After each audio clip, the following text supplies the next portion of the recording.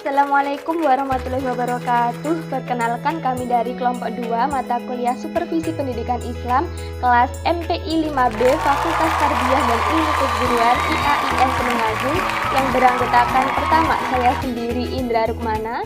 Materi pada kali ini yaitu tentang supervisi pendidikan Islam model ilmiah.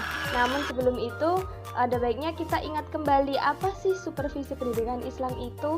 Jadi supervisi pendidikan Islam itu merupakan usaha untuk membantu para guru, staf sekolah dan lain sebagainya dalam segala hal, khususnya terkait dengan kegiatan-kegiatan edukatif dan administratif yang dilaksanakan dengan secara sistematis, demokratis dan kooperatif agar dapat mewujudkan situasi pembelajaran yang efektif dan etika. Fungsi utama supervisi pendidikan dalam konteks Islam itu ada 3. Yang pertama yaitu fungsi motivasi, yang kedua itu fungsi kontrol, dan yang ketiga yaitu fungsi pengembangan.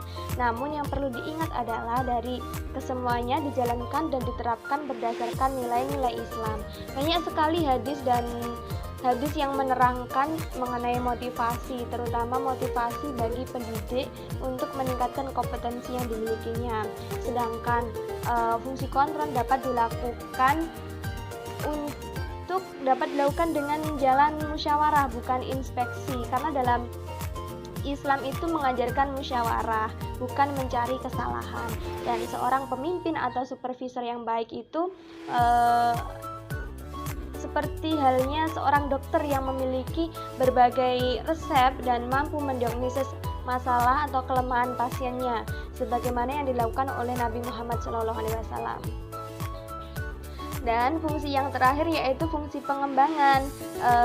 Seorang supervisor harus mampu dan mempunyai kiat-kiat untuk mengembangkan kompetensi orang yang disupervisinya dan juga kompetensi dirinya sendiri. Baik, itu tadi merupakan pengantar sebelum kita masuk ke pembahasan selanjutnya tentang supervisi pendidikan Islam model ilmiah. Saya Ananda Safia Rahma.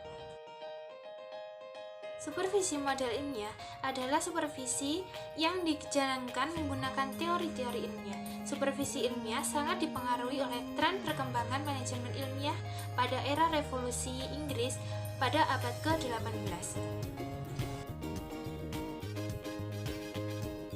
Sebenarnya model supervisi ilmiah ini sudah ada sejak zaman Nabi Muhammad SAW.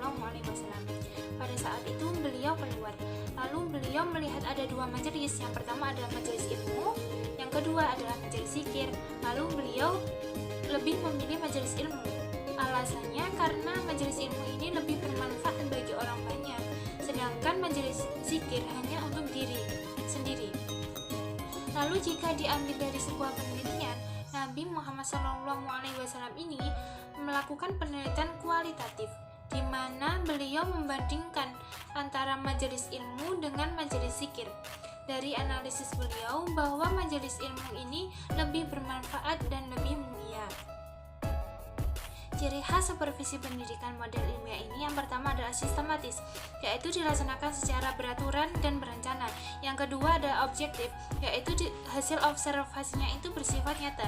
Yang ketiga menggunakan alat informasi sebagai umpan balik untuk penilaian proses belajar mengajar. Perkenalkan, nama saya Erika Nur Fadila. Saya akan menyampaikan materi tentang tujuan supervisi ilmiah. Apa sih tujuan supervisi ilmiah itu? Tujuan supervisi ilmiah itu gunanya untuk mendapatkan atau mencari informasi baru yang berkaitan dengan pengembangan profesi seorang guru dan mencari solusi untuk memecahkan masalah tersebut. Materi yang kedua adalah contoh proses supervisi pendidikan dengan metode ilmiah. Di sini ada 4 tahap, yaitu yang pertama adalah tahap perencanaan atau bisa disebut dengan planning. Nah, di sini berdasarkan data para siklus diperoleh kesulitan yang dihadapi oleh guru kimia di lapangan.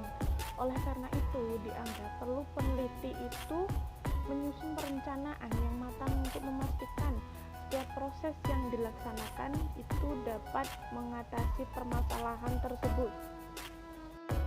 Yaitu tahap pelaksanaan atau bisa disebut dengan testing.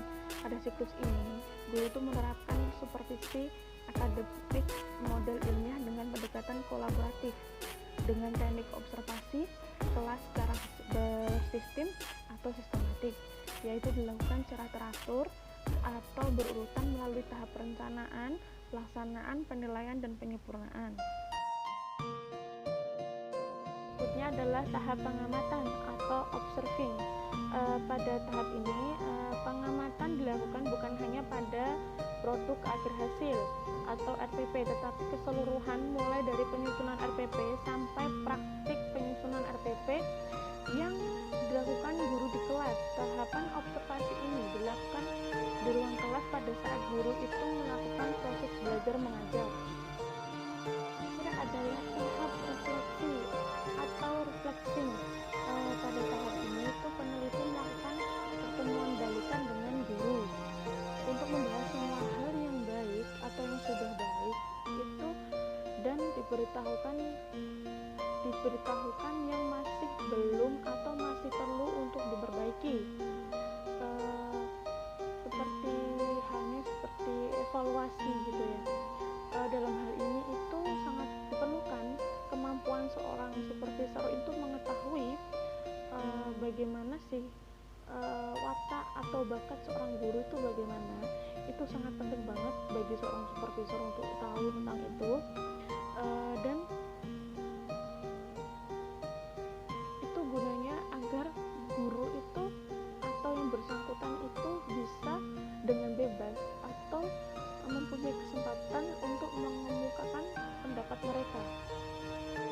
Oke teman-teman, karena pembahasan materi terkait supervisi pendidikan Islam model ilmiah telah selesai, kami pamit undur diri. Mohon maaf apabila dari kami ada salah kata. Dan sekian, terima kasih. Wassalamualaikum warahmatullahi wabarakatuh. Sampai jumpa.